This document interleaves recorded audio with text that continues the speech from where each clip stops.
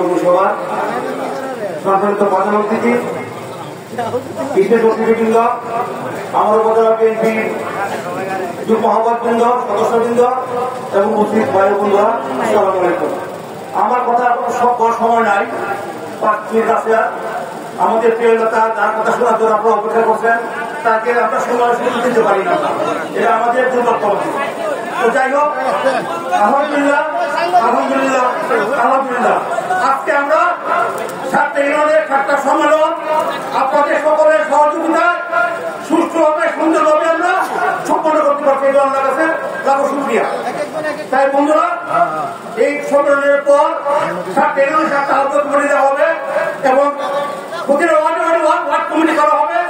আপনারা যেভাবে সহযোগিতা করছেন এভাবে সবার সহযোগিতা কামনা করে, সবার সুস্বাস্থ্য কামনা করে আমি ধন্যবাদ জানাই সবাইকে। আল্লাহ হাফেজ। বাংলাদেশ জিন্দাবাদ।